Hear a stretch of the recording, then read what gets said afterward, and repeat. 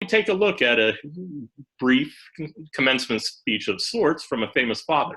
Now, this father is fictional. His name is Polonius, and he is a character in one of the most famous actors, or one of the most famous plays in the world, Hamlet, and of course written by perhaps the most famous writer in the world, Shakespeare. And he gives some advice to his son who's going to depart on his way to college. So I thought we'd take a look at some of the advice that's given here by Polonius, and we'll see how well it aligns with biblical teaching. So I'm going to try to share my screen here.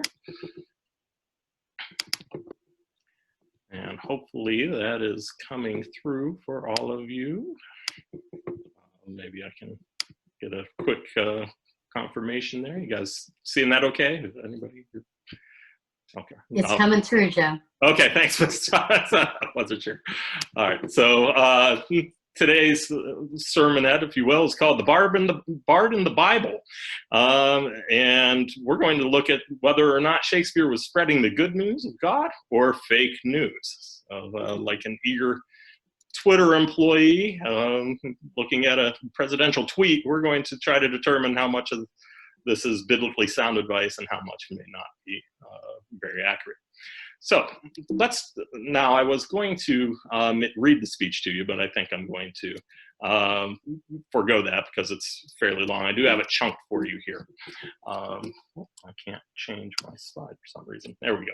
So we'll just read the excerpts as we go, and then we'll compare the advice being given by Polonius to advice that we see in the Bible. And the first piece of advice Polonius gave to his son Laertes was, "And these few precepts in thy memory, see thou character." A little blocked here. Let me see if I can move. There we go. "See thou character. Give thy thoughts no tongue, nor any unproportioned act, or any unproportioned thought his act." And this is from Hamlet, Act 1, Scene 3, and these are lines 64 through 66, and you'll see that underneath each quote, so you can look at that for your own reference if you'd like. Here Polonius is basically telling Laertes to keep his mouth shut and to avoid doing anything foolish or outlandish. Now, the Bible has advice about this sort of conduct as well. Proverbs, and many of our verses today will come from Proverbs because, well, when you're talking about maxims for life, Solomon's a good place to look. But this quote from Proverbs says, "Keep your heart with all vigilance, for from it flows the springs of life." And Christ himself said, "What comes out of a person is what defiles him. For from within, out of the heart of man, come evil thoughts, sexual immorality, theft, murder, adultery, coveting, wickedness, deceit, sensuality, envy, slander, pride, foolishness. All these evil things come from within, and they defile a person." And that's from the book of Mark. And finally, we see advice from Paul in Philippians. "Finally, brothers, whatever is true, whatever is honorable, whatever is just, whatever is pure, whatever is lovely, whatever is commendable, if there is any excellence, if there is anything worthy of praise, think about these things. What you have learned and received and heard and seen in me, practice these things, and the God of peace will be with you." So overall, if we're to judge the advice given by Polonius to Laertes here, we'd have to say that it is good advice, very biblically sound advice. So good job, Polonius. Let's take a look at the next piece of advice he gives to Laertes. He says, "Be thou familiar, but by no means vulgar. Those friends thou hast in their adoption tribe, grapple them to thy soul with hoops of steel, but do not dull thy palm with entertainment of each new unhatched, unfledged courage." Now, here Polonius advises Laertes to be friendly, but not indiscriminate, and to keep those friends who have proven their worth close while being wary of those with whom you are unfamiliar. Proverbs, again, has some advice about this. And it says, "A man of many companions may come to ruin, but there is a friend who sticks closer than a brother." And in 2 Corinthians, we read, "Do not be unequally yoked with unbelievers, for what partnership has righteousness with lawlessness, or what fellowship has light with darkness?" So those are just a couple of verses about companionship. There are many more in the Bible, but for sake of time, we won't read any more. And I think we can pretty safely conclude that this too is good advice offered by Polonius, very biblically sound. Now, our next piece of advice to Laertes was, "Beware of entrance to a quarrel, but being in it, bear it, that the opposed may beware of thee.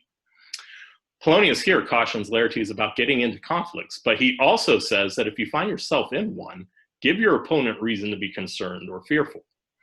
Now, again, Proverbs backs up what Polonius starts his quote with. It does say the beginning of strife is like letting out water, so quit before the quarrel breaks out. Proverbs 17:14. However, as you can see from these quotes from Christ and Matthew, the response to being in a quarrel may not be exactly what Christ would have in mind. Christ said, of course, in Matthew 5:38-39, that we are to turn the other cheek, okay? And if we're slapped on one cheek, turn the other one also. And he also says in Matthew 5:43-45, you have heard that it was said, you shall love your neighbor and hate your enemy. But I say to you, love your enemies and pray for those who persecute you, so that you may be sons of your Father who is in heaven.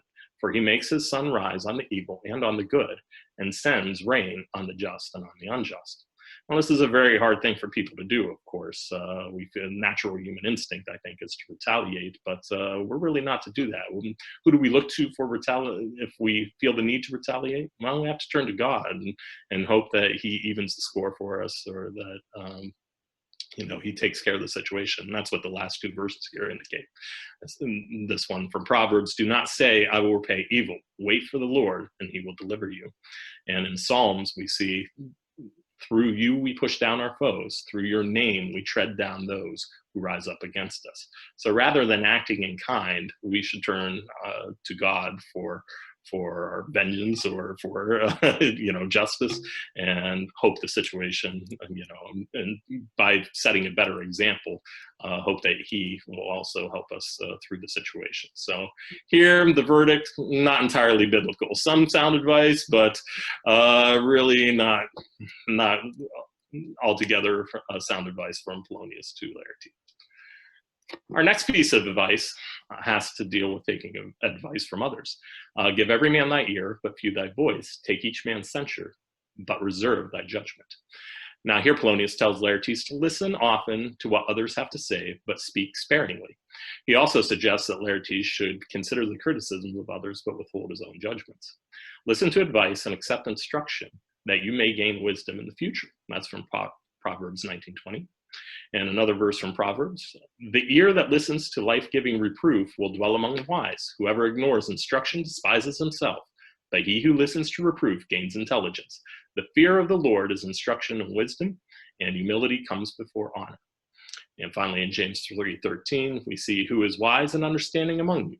By his good conduct, let him show his works in the meekness of wisdom. So we're to model good behavior and wisdom rather than try to boast about ourselves and things like that. And actually, all these verses seem very closely in line to what Polonius was saying to Laertes. So again, we have some pretty good sound advice here given by Polonius to Laertes. Our next quote is about fashion and clothing.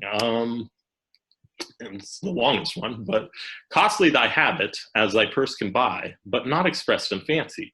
Rich, not gaudy, for the apparel oft proclaims the man, and they in France of the best rank and station are of a most select and generous chief in that. Now, this might be the most confusing line of this rather famous short speech by Polonius, but it does sound an awful lot like a modern cliche you've heard, clothes make the man. This same sentiment is actually found in ancient Babylonian writings and by Erasmus, and of course we see it here in Shakespeare's play. Polonius apparently thinks this is the primary way the French show their refinement. So this may be practical advice for Laertes, since he is heading to Paris to college there, to go to the university. What does the Lord think of outward appearances? Well, not as much as Polonius seems to think. But the Lord said to Samuel, do not look on his appearance or on the height of his stature, because I have rejected him. For the Lord sees not as man sees. Man looks on the outward appearance, but the Lord looks on the heart. I think we may have heard that verse last week in last week's sermon as they were talking about David. And here we see advice from Peter about apparel. Do not let your adorning be external, the braiding of hair and the putting on of gold or jewelry or the clothing you wear, but let your adorning be the hidden person of the heart, with the imperishable beauty of a gentle and quiet spirit, which in God's sight is very precious. So the Bible seems to indicate here that, and by the way, in 1 Timothy, we see Paul expressing similar sentiments to women, but the Bible seems to be expressing that we need to focus more of our attention inwardly and not be judging ourselves or others outwardly as much. And that's a difficult thing to do. So all we can say is this advice is more of the flesh. It's worldly advice. It's kind of what people tend to do, but we are to look more to inner person and the inner self and spend more of our capital there, if you will. That doesn't mean to say that we're to dress any way we want or dress immoderately. Of course, that would not be supported biblically either. You shouldn't wear a t-shirt with bikini-clad girls all over it to church, for example, like I did when I was a teenager going to Catholic church. Yeah, I was that much of an idiot. But, you know, you want to dress accordingly and appropriately, but it shouldn't be your main focus in life. Our next piece of advice is a very common saying, one that you've probably heard before, and it's about money. Neither a borrower nor a lender be, for loan oft loses both itself and friend, and borrowing dulls the edge of husbandry. This is advice about lending and borrowing, and you'll see a lot of advice about that in Proverbs and various books of the Bible, Deuteronomy even, but I could only pick a few verses. So let's see what Polonius is actually saying to Laertes. Polonius cautions Laertes about the dangers of lending and borrowing money, essentially saying that you risk both your money and a friendship in lending to an acquaintance, and that borrowing is a poor money management practice. Well, there's a lot of advice about warning people about borrowing in the Bible, and I just picked one verse from Proverbs. There are several. The rich rules over the poor, and the borrower is the slaver. And the borrower is the slave of the lender. However, Polonius's advice about lending doesn't seem to match up entirely with what some of the verses in the Bible say about lending. Here we see Christ again speaking, and this is in Luke. And if you lend to those from whom you expect to receive, what credit is that to you? Even sinners lend to sinners to get back the same amount. But love your enemies and do good and lend, expecting nothing in return, and your reward will be great, and you will be sons of the Most High, for he is kind to the ungrateful and the evil. Be merciful, even as your Father is merciful. Luke 6:34-36. And Psalm actually reinforces this. Psalm 37, the wicked borrows but does not pay back, but the righteous is generous and gives. And again, this is not typical human nature, but that's part of the struggle of being a Christian. We have to overcome our human nature to become more like God, and we have to understand that, you know, sometimes we are to be more generous maybe than is practically wise. Doesn't mean you want to give away your fortune or anything like that, but we are not to be necessarily banning lending altogether or things like that. We're to be generous to our neighbors. So I would have to say here, it's a little bit of mixed biblical advice from Polonius.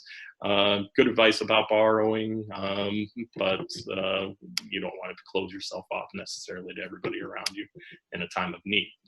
Finally, this last line, this last piece of advice, may be the most famous from the entire speech. It's often quoted line in today's world for different reasons than what was probably originally written, though. Let's see what Polonius has to say here. This above all, to thine own self be true, and it must follow, as the night the day, thou canst not then be false to any man. Farewell, my blessing season this in thee. And then shortly after, Laertes would take off to board his ship. Now, this last precept is perhaps the most famous of the entire speech, but its intended meaning may also be the most controversial, because the language is open to different interpretations, particularly the word self and true. To the Elizabethan audience of 400 years ago, Polonius is probably actually saying that Laertes should protect his reputation by avoiding dishonorable pursuits or dubious practices. It seems to be the most likely explanation of what that audience would have understood this to mean. Modern popular interpretations of this take it entirely differently, though. They look at it as one should always do what is right according to his or her own conscience. And we're going to address this last interpretation, since it is the one that gets bandied about the most today. What does the Bible say about following one's heart or own conscience? Well, let's see. Trust in the Lord with all your heart, and do not lean on your own understanding. In all your ways acknowledge him, and he will make straight your paths. That's from Proverbs 3, verses 5 through 6. And Christ himself says in Matthew 11, come to me, all who labor and are heavy laden, and I will give you rest. Take my yoke upon you and learn from me, for I am gentle and lowly in heart, and you will find rest for your souls. For my yoke is easy and my burden is light. So here we're not to turn inwardly, but we're to look to God for guidance and for wisdom to understand which path we should take as we go through life. And this being the last piece of advice that Polonius gave to Laertes, it's a fitting way to end the speech and to send him on his way through life. So again, the verdict here, well, a little difficult to say. It's probably a biblically misaligned modern interpretation. Polonius was probably a little more biblically sound in the original advice, but people have misinterpreted what Shakespeare meant today. So that's the end of our little walk through Polonius's commencement speech to Laertes, if you will, and some sound advice here. Overall, I think we have to say that Shakespeare gives some pretty good advice, some sound advice for living. Many scholars interpret these words to be some of Shakespeare's personal maxims for living that he was trying to insert in the play to give some wisdom to his audience. And for the most part, I think we see that a lot of that advice is good, sound biblical advice. So if you are a graduate, or if you're just like Mr. Waterhouse, or you're embarking on new journeys in life, maybe these are words of wisdom that you could take with you. I hope you have a wonderful Sabbath.